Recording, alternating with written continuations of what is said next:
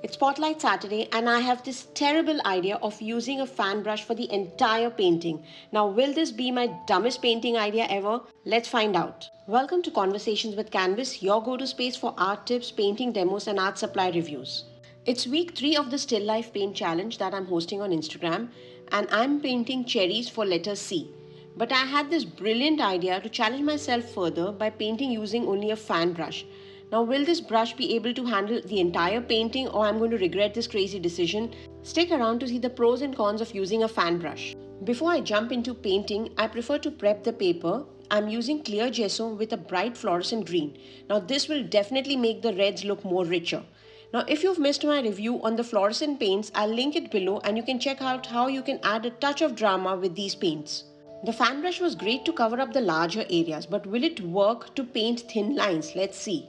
So I'm diving in straight with the fan brush to sketch out a loose, messy and slightly chaotic outline.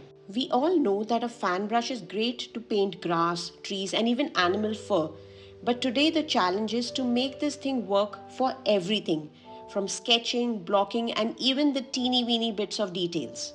Painting the wash was great as it covered up the larger areas pretty quick. But now as I'm sketching the outlines, I definitely feel I need more practice to paint the thinner lines with the fan brush.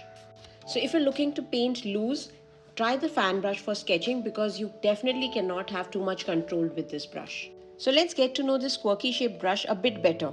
Now the belly is the widest part of the brush and it's great to cover large areas as I did for toning the paper, and also great to block in the color quickly as I'm doing it now. The tip can be used to paint thin lines as I did for sketching out, but it can also be used to paint grass and fur. And as for the corners, they can be used to dab in the tiny details. Now this is what I could think that you could use the fan brush for. If you have more ideas, do write it in the comments. I have blocked in the cherries now, and frankly speaking, up till now it has been kind of a messy block-in even for a person like me who likes to paint loose. But I ain't giving up and I'll continue using the same brush to block in the background. For the background, I'm painting a soft muted yellowish tone and I'm using the belly of the fan brush. I feel it is easy to block in the area with large chunky brush strokes, taking care also not to cover up the entire green that is there underneath. As we can see in the reference, the foreground is reflected onto the cherries. Now I'll be trying and replicating that in the painting to create some kind of a visual interest in the painting. With the reflections blocked in, it's now time to ground these cherries with juicy purple tones for the shadows. I felt that the blending with this fan brush is quite easy. So a 10 on 10 for the blending part with this brush. Now truly this was the toughest part for me, that was painting the thin stems. I had a hard time and this fan brush tested my patience like hell. I used the tip and I did struggle a lot and I barely got it right. But I'm not saying that you can't paint thin lines with a fan brush, but definitely it is going to take some finesse and learning process to do it effortlessly. The block-in is nearly complete and it's now time for the crucial stage of my painting, that is the final stage where I analyze and I keep what's working in the painting and I refine what is not working. The best thing to do at this stage is to step back, take a break, move away from the painting, go grab some coffee, come back and take a look at the painting with fresh eyes. You will see what areas need refinement, what areas need to be kept, and this will help you make out what is to be done to make this painting work. I felt the cherries needed more vibrant red color, so adding in pure saturated reds in the lit areas. Also the shadows and reflections needed softer blends so that the round form of the cherries could be more defined.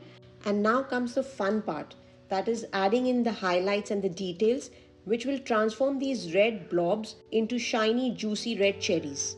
For the highlights, I'm using the corner of the brush and surprisingly I found this part relatively easy. I could place tiny bits of color without any blending.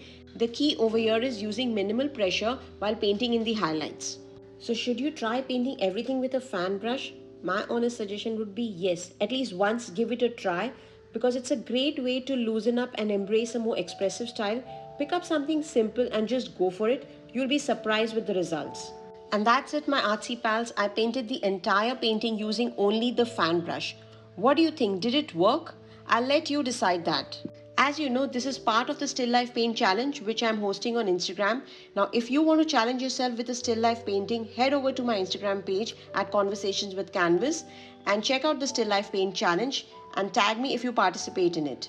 Next week, it's letter D And any guesses on what I'll be painting? Do drop in your wildest ideas in the comments.